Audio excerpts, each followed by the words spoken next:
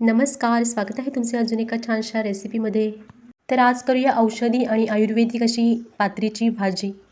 आणि या भाजीचे बरेचसे औषधी गुणधर्म आहेत. अशी ही आयुर्वेदिक आणि औषधी भाजी कशी करायची ते आपण पाहूया. इथेही मी पात्रीची भाजी घेतली आहे. ही भाजी फक्त पावसाळ्यामध्ये उगवते. रानमाळावरती किंवा शेतामध्ये ही भाजी जमिनीलगत उगवून आलेली असते. भाजी व्यवस्थित निवडून घेतल्यानंतर ही एक रानभाजी असल्यामुळे त्याच्यावर बरीचशी माती असते.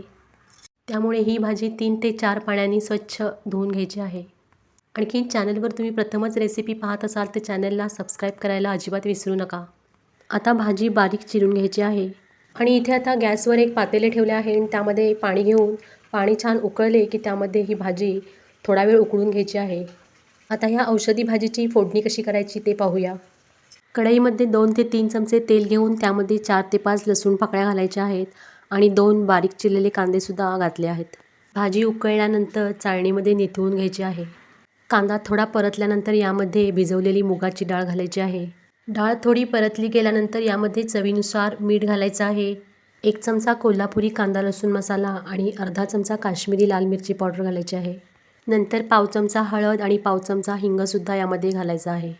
मसाले कांद्यामध्ये छान असे परतून घ्यायचे आहे आणि तेल सुटू लागल्यावर यामध्ये उकडून घेतलेली भाजी घालायची आहे आणि छान असं परतून घ्यायचं आहे. आणि 5 मिनिट वाफ येईपर्यंत भाजी शिजवून घ्यायची आहे. या भाजीचा सविस्तर व्हिडिओ यूट्यूबवर पोस्ट केला आहे, नक्की पहा. हे पहा, मस्त अशी भाजी तयार झाली आहे. कोणत्याही प्रकारच्या भाकरीबरोबर ही भाजी अगदी अप्रतिम लागते. अशी भाजी तुम्हीसुद्धा करून पहा. आणि ही रेसिपी आवडली असेल तर रेसिपीला एक लाईक करा आणि चॅनलवर नवीन असाल तर चॅनलला सबस्क्राईबसुद्धा करा. रेसिपी पाहिल्याबद्दल सगळ्यांचे खूप खूप धन्यवाद.